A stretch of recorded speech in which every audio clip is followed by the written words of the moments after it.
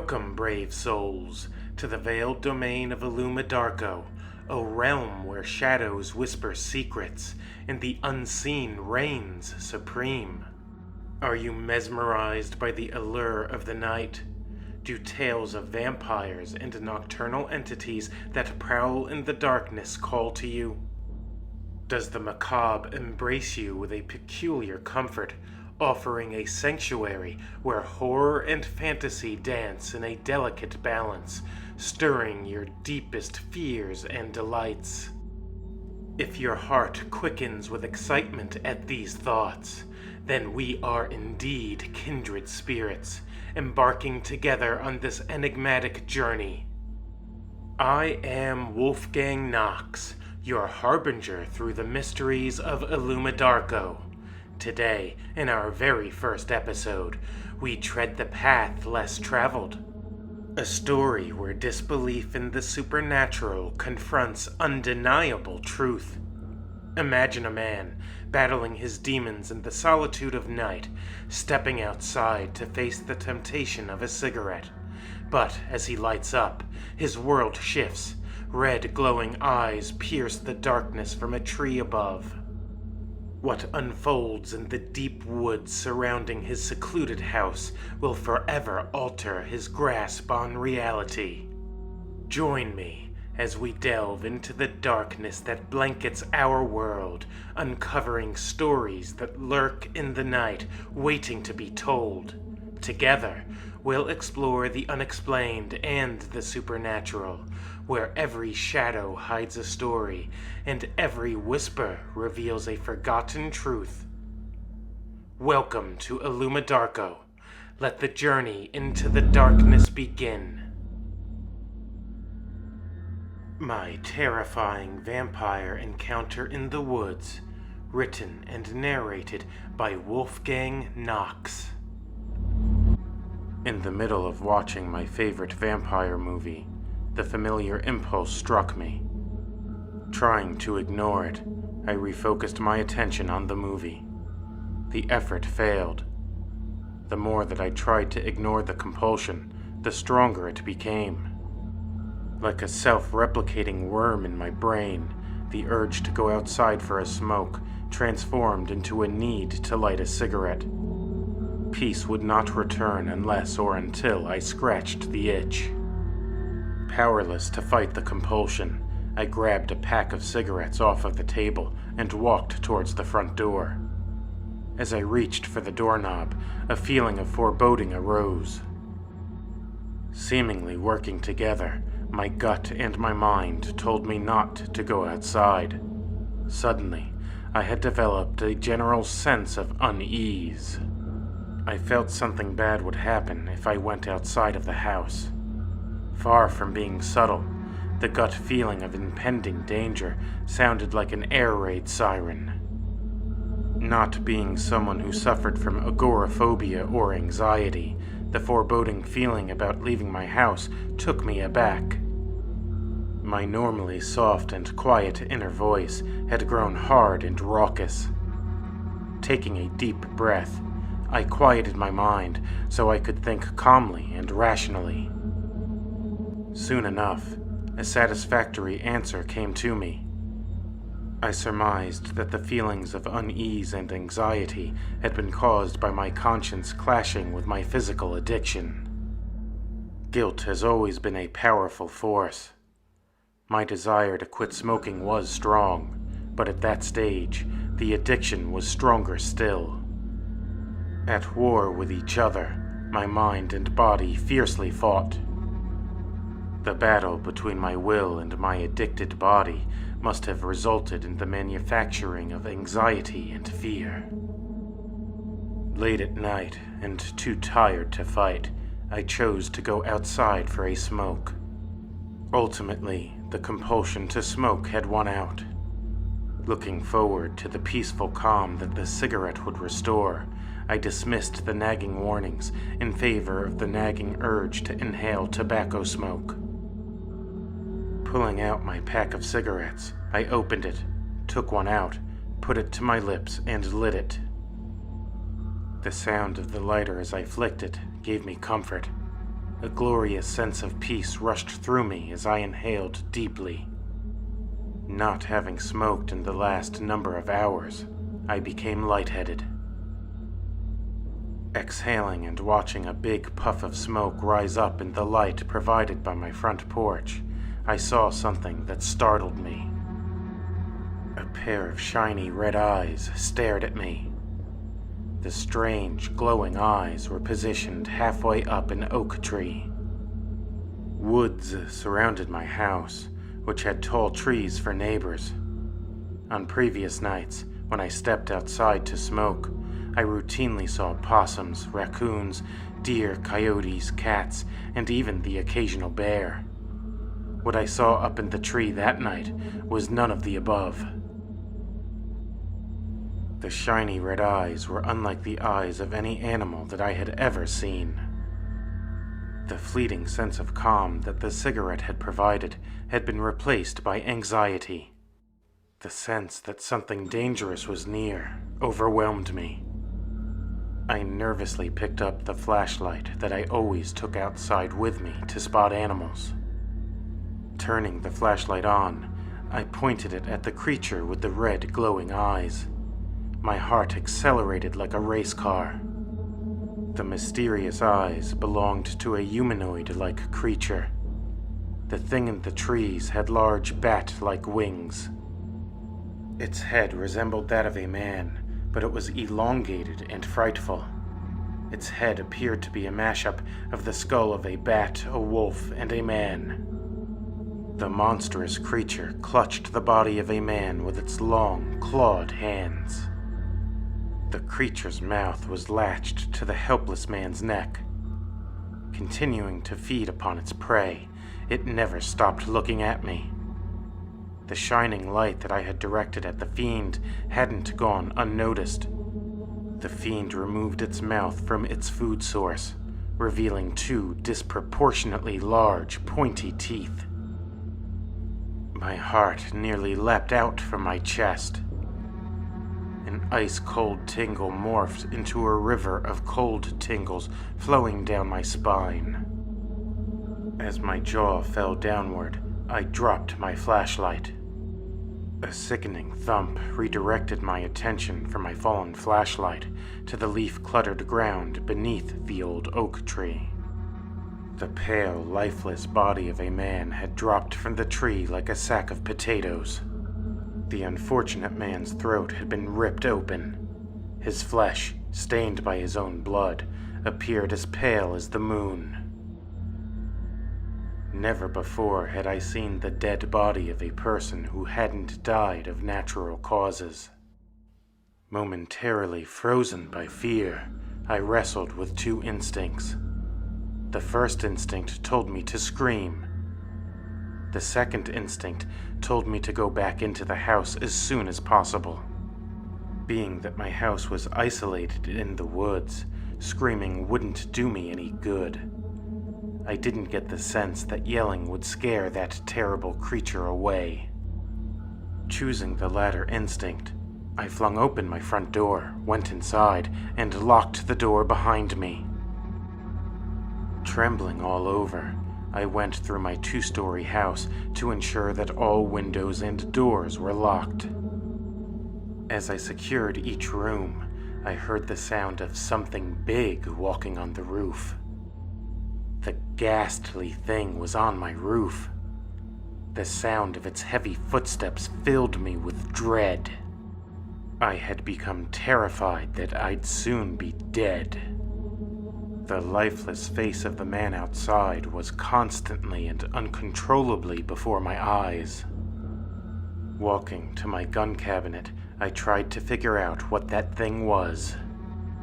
By process of elimination, I went through a list of things that it was not. It was not human. It was not a bat. It was not an owl, nor was it some huge bird.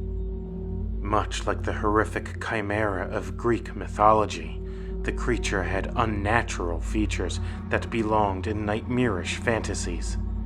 Unlike the chimera, that ghastly creature was no myth, and it was stalking me. Realizing that the beast must have been a vampire, my stomach lurched. Not only did its appearance match the non-romantic version of a vampire, but it had sucked a lethal amount of blood from the victim outside. The vampire must have been powerful enough to carry the man through the sky and into the tree. With strength and abilities like that, my situation seemed grave. Without question, the vampire could crash through a window, break down a door, and carry me out into the dark of night. What wasn't certain was whether or not any of the means of destroying a vampire, as told in lore, would work. Would garlic or holy water drive it off? Would a wooden stake through the heart kill it? Could the rays of the sun burn it and deliver it to a permanent death? I did not know the answers to these questions, and not knowing increased my anxiety. Questions swirled around my head in a dizzying twister of uncertainty and fear. Gloom and doom permeated every cell of my body. Grabbing my shotgun from my gun cabinet, I noticed that the footsteps on the roof had ceased. Not sure if the bloodsucker was still on the roof, trying to break in, or if it had flown away, I remained on heightened alert. A cold sweat continued as my heart thumped strongly and rapidly. Could the grotesque fiend hear the sound of my heart frantically beating? Standing with my back against the wall of the hallway on the first floor, an eerie silence further unnerved me. The deafening silence was dreadful. I couldn't shake the feeling that the dead calm was a foreboding foretaste of my imminent brutal death. Images of the fanged fiend biting my throat and sucking out all of my life-sustaining blood penetrated my mind. One moment, I'd see the face of the dead victim outside, and in the next moment, I saw my lifeless, bloodless corpse sprawled out upon the floor. In the still quiet of the night, I imagined what the creature's skin would feel like as it pressed against me to feed upon me. Every horrible detail was manufactured by my brain. The sharp claws grasping me with a vice-like grip of an eagle made me shiver. The terrible pain of its bite latching onto me as if it was a rattlesnake caused my skin to crawl. The details provided by my imagination seemed all too terribly real. The dead silence was finally broken by the awful sound of glass being shattered. The sound came from the living room. The chilling sound of a human-sized bat making clicking sounds gave me the chills as my hair stood on end. The vampire must have been using echolocation in an attempt to find me. The nightmare scenario that I had just watched play out in my mind's eye was turning into reality. Each slow, dreadful step taken by the vampire as it approached me caused me to squeeze my shotgun more tightly. If events carried on much longer, the terror would have driven me mad. The suspense was unassailable and unbearable. The bone-chilling vampire clicking sounds continued as the monstrous creature drew near to me. I awaited its arrival. As the vampire turned the corner to enter the hallway, I quickly turned on the alarm system so that the alarm would blare. The screeching alarm startled the bat-human hybrid. The jarringly loud alarm must have hurt its ears just as I had hoped that it would. Taking advantage of the surprised reaction of the ghastly vampire, I pulled the trigger. Shotgun pellets exploded into the demonic-looking creature's chest. The impact had knocked him backwards and dropped him to the floor. A blast like that, especially at close range, would have killed a person as well as most animals. That thing, however, was not human, nor was it any known animal. Still, I hoped beyond hope that I had killed it. Reaching into my pocket, I pulled out another shotgun shell. As I reloaded my gun, the bat-like demon rose to its feet in the most unnatural manner. Its movement seemed to be supernatural. Pounding like a jackhammer, my heart felt like it was on the verge of breaking through my ribcage. Before I could finish reloading my weapon, the ravenous vampire grabbed the barrel of my gun and tossed it over its back. Unarmed and feeling helpless, I spun around and ran for the garage. My backup plan if the shotgun failed to put the invading beast down was to run to my car in the garage.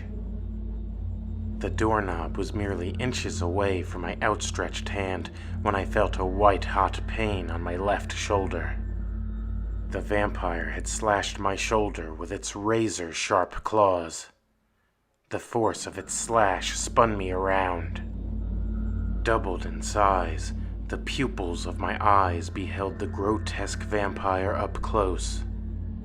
Its gray skin added to its otherworldly appearance. The vampire's shiny red eyes looked even more terrible at such a short distance. The awful creature snarled at me. Its large, pointy fangs were only inches from my face. With its left claw, the vampire grabbed me by my arm and dragged me down the hallway and into the living room. It became clear that it intended to drag me out of the house.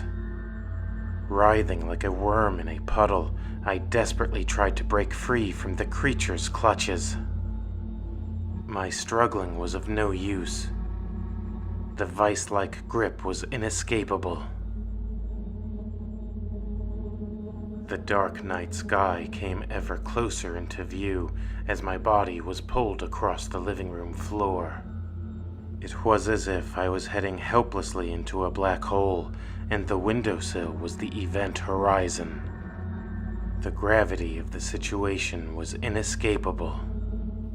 Broken glass cut me as I approached the broken living room window. Fighting with all my might to not give in to despair, I frantically looked for something that could help me free myself from the sinister clutches of the vampire. My heart jumped with a joyful hope. A jagged piece from the broken window frame was within my reach. I snatched the pointy shard of wood and thrust it into the vampire's leg. While still in the clutches of the monster, I had been unable to reach its midsection, so I had to stab it wherever I could. Thankfully, the injury to the leg did produce a desirable impact. The vampire immediately released its hold of me. The previously invulnerable creature finally appeared to have a chink in its gray armor. Smoke rose up from the spot where I jabbed the terrible blood-sucking demon bat. Apparently, the lore about wooden stakes being deadly to vampires was true. The wound sizzled. The vampire hobbled around in the way that people do after stubbing their funny bone in a very unfunny way. As I watched the vampire stumble and cry in pain, the previously extinguished candle of hope reignited inside of me. Although I was still frightened, the dreadful despair was receding in the way that darkness recedes at dawn. Buoyed by the good luck, I cocked my arm and lunged at the injured vampire. With all my strength, I drove the makeshift wooden stake into the creature's chest. The vampire's heart had been my target, but unfortunately I had missed my mark. Hitting a moving target isn't an easy task. Instead of driving the stake into the creature's heart, I had apparently hit the area where the lungs should have been. The vampire let out an indescribably shrill shriek. The horrible sound penetrated to the marrow of my bones. Before I could stab the dreadful demon bat a third time, it snatched the wooden stake from my hand, effortlessly snapped it like a twig, and threw it outside of the house. Realizing that I had missed my opportunity to destroy the hellish fiend, I ran toward the garage. Like a damaged but unrelenting machine, the horrible vampire pursued me. Determined to survive, I only slowed down to pick up the shotgun that the vampire had tossed aside earlier. With my gun in my hand, I proceeded to run as fast as I could. Finally, having reached the garage door, I glanced over my shoulder, only to see that the demonic bat was closing in on me. Opening the door, I pivoted around the corner and slammed the button to the garage door opener. The mechanical sound of the opening door was sweet music to my weary ears. As I opened the car door, to my horror, I saw that the vampire was only a few yards away. I'd never have been able to get into the car before the demonic bat would get a hold of me again, unless I could slow it down. Like the wind, I whirled around and pointed the barrel of the gun at the vampire's face. I cocked the gun and squeezed the trigger. At point-blank range, the damage was remarkable. Bits and pieces of the ghastly creature's face sprayed across the garage. The vampire collapsed to the garage floor. While I hoped that the vampire was dead, I wasn't going to stick around to find out. Without a moment's hesitation, I dove into my car, started the engine, and got out of there like a bat out of hell. After I had driven for about 5 minutes, I exhaled deeply. Having released a sigh of relief, I turned on my car radio and drove until the sun came up. When I returned to my house the next day, I made a terrible discovery. The dead body of the vampire's victim remained in my yard, but there was no trace of the vampire. The hellish humanoid bat had survived and vanished into the dark of night. While I would like to believe that the creature limped off and died, I don't think that that was what happened. Life is not a fairy tale. More often than not, it's a waking nightmare. More likely than not, that vampire and others like it will continue to prowl the long, dark night.